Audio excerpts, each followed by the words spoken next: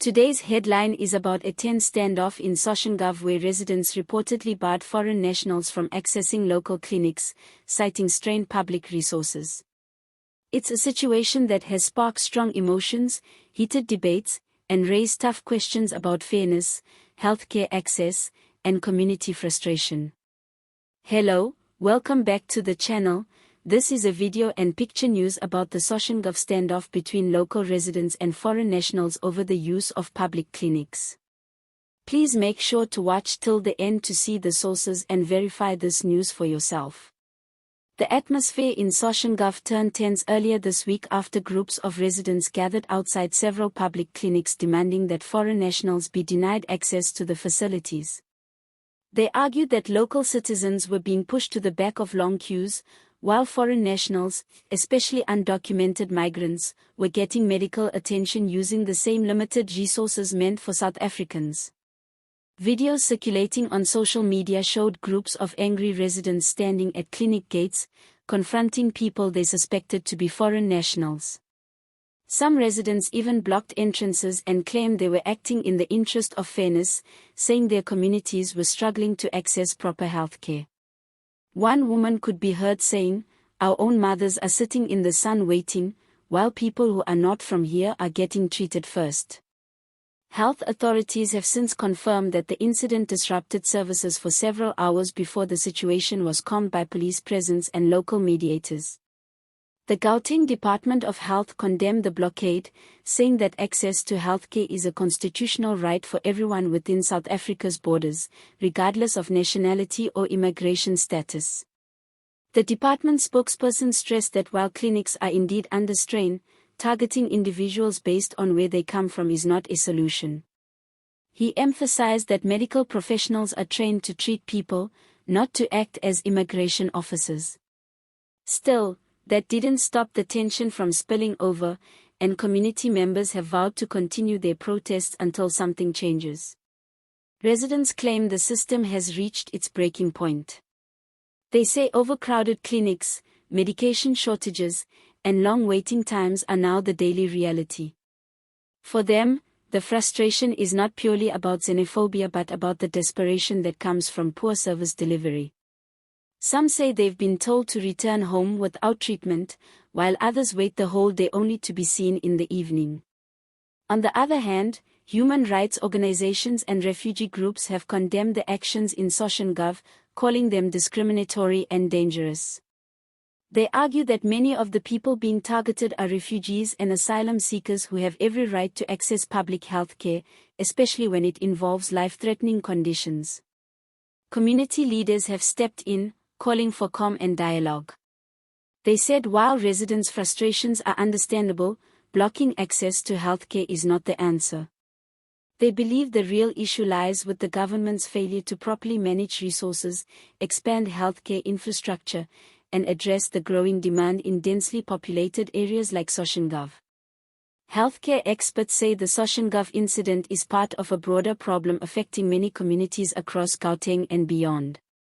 South Africa's public healthcare system is overwhelmed, and the strain is most visible in townships where the population continues to grow faster than available medical facilities. Doctors and nurses are overworked, supplies are limited, and budgets are stretched thin. When that happens, it's easy for communities to look for someone to blame. In truth, the debate is complex. On one side, residents argue that they pay taxes and deserve priority in state services. On the other, humanitarian laws and South Africa's constitution ensure that everyone, even undocumented migrants, can receive basic health care. Balancing these two realities has become increasingly difficult. Police have confirmed that no arrests were made during the standoff, but officers remain on high alert in case the tensions flare up again. Local officials are planning a community meeting to address grievances and educate residents on how the healthcare system is supposed to work. There's also a plan to increase the number of nurses and administrative staff at high-volume clinics to ease waiting times. Some politicians have weighed in, using the event to highlight the broader immigration debate in South Africa. They argue that national borders must be more tightly controlled and that the healthcare system should be better monitored to prevent abuse. However, critics warn that such rhetoric can fuel division and distract from the real issue: underfunded healthcare facilities. Social media has been buzzing with mixed reactions. Some users support the residents' frustrations, saying it's unfair for South Africans to suffer while undocumented migrants use local services. Others are urging compassion and unity, reminding everyone that illness doesn't check nationality. The online debate has shown how emotionally charged and divided opinions have become over issues of migration and service access. Health professionals working in Soshanguve have described the situation as heartbreaking. Many say they're doing their best with the limited resources available, but it's tough to manage the expectations of both locals and foreign nationals when medicine and staff are short.